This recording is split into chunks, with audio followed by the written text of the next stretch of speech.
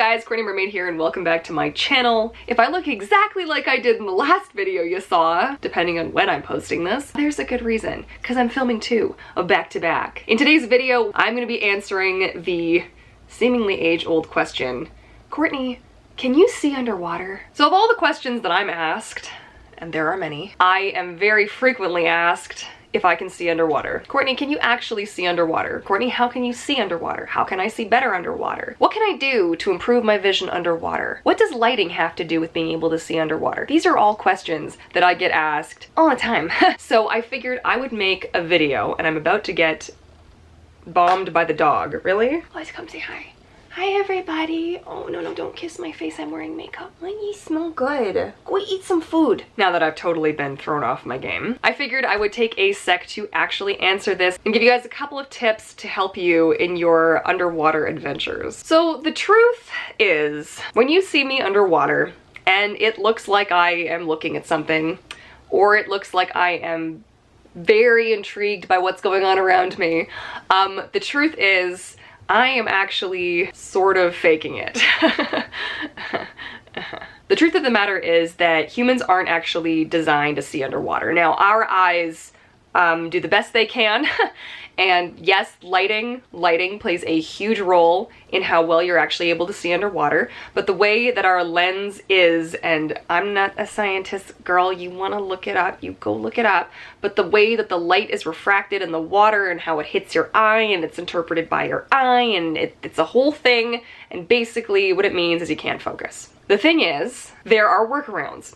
Okay, so if you're in a really dark pool, you're not going to be able to see well underwater because your eyes are very dilated. They're trying to just absorb light, and that's just making everything worse. Like, have you ever gone to have your eyes checked and they put those horrible burning, hellish eye drops in your eyes? You think as a mermaid I'd be fine with this, but no. And they put them in your eyes and then your pupils just, and you look like a total crazy person with one bigger than the other for like half an hour. Anyway, but you'll notice that like everything's blurry and you can't seem to focus, and like, that's kind of like what it's like when you're underwater, right? The big trick is that if you can swim in a pool with bright lighting or direct sunlight, or even indirect sunlight, just a brighter pool in general, you're actually going to be able to see a lot more clearly than you would otherwise. My 5 tricks for making it look like I see really well underwater, because to be totally honest, if you're going for just the experience, throw on some goggles and just go swim in a mermaid tail and have the experience.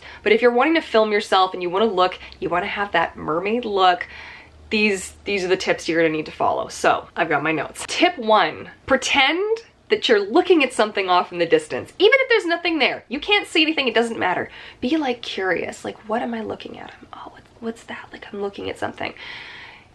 I know it sounds ridiculous and you're gonna feel ridiculous when you're doing it. It's actually a really sneaky trick that I use all the time. My second tip is you're gonna need to, it's not really like a tip per se, but you're just gonna need to embrace the pain. When you're doing, like when you're trying to emote underwater, or you're trying to, even like if you're trying to mouth words, or you're trying to blow a bubble kiss, or you're trying to do anything underwater which requires some focus, it's a phenomenon really, but you will suck pool water up your nose. I don't know why, don't ask me why, I'm not sure why, but it will happen to you. So you're gonna suck this pool water up your nose and it's gonna feel amazing, and the moment is ruined. You're gonna end up on film making like this face, and this is not useful to anybody. You're going to have to tell yourself to embrace the pain. You're going to, and like, I say this with a disclaimer, okay? You swim in the water at your own risk. Chlorine water is just, it's horrible. Chlorine is just horrible for humans, okay? For a number of reasons. I could go off on a massive tangent, okay? Nutrition school, thank you for that. There's other things in the water too, bacteria, bodily fluids, you name it, it's probably in there. So you swim at your own risk. So take everything I say with a grain of salt. Don't ever push yourself further than you feel like you can. Yeah, just common sense like that, right? But you're gonna have to embrace this pain. If you're gonna wanna look, if you wanna look natural, you're just gonna have to be okay with not being okay. Number 3 is to emote.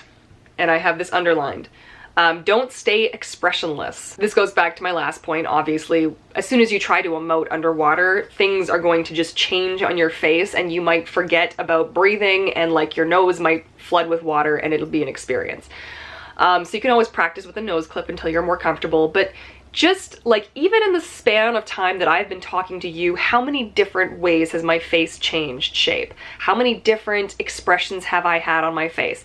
People look for this. Like, when they're watching you underwater, we are looking at people's faces. Like, there's a reason I'm filming my face and not my knees, you know what I mean? Because we are connecting through the camera face to face.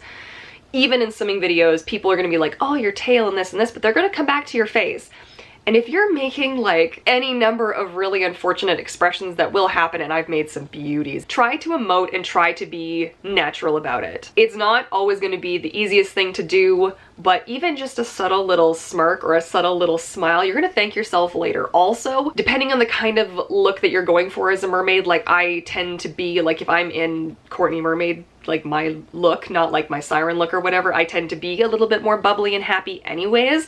So I'll try to put a smile on my face, even if I'm in pain, cramping, uncomfortable, and water's going every which way and it's not good.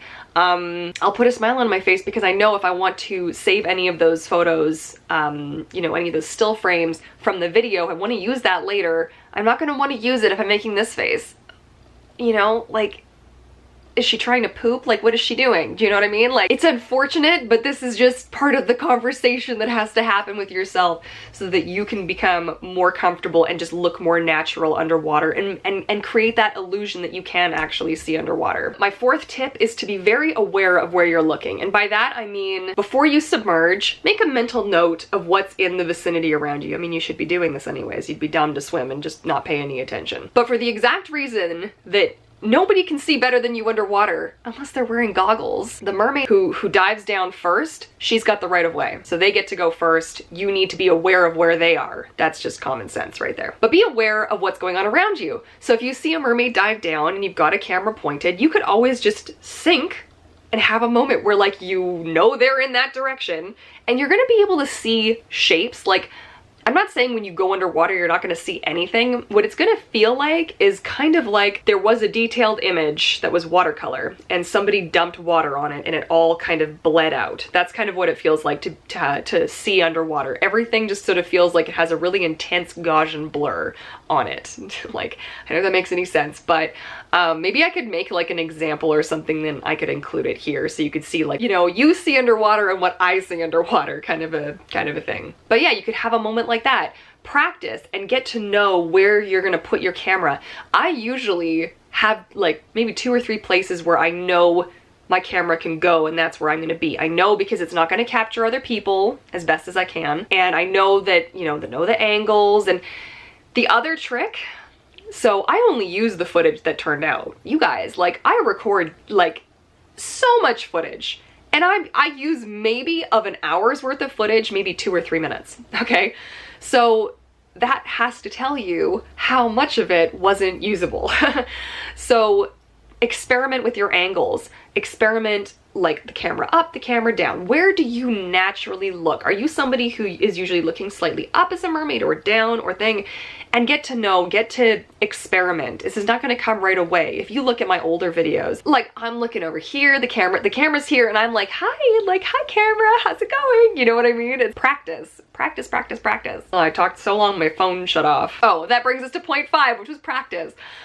This is just gonna take practice. Lots and lots of practice. That being said, don't ever go to the pool without your eye drops. Make sure you know what you're doing and take breaks. If you expose your eyes for too long underwater, you could have, like, I don't actually know what it's called, but your eyes will like haze over for a few hours.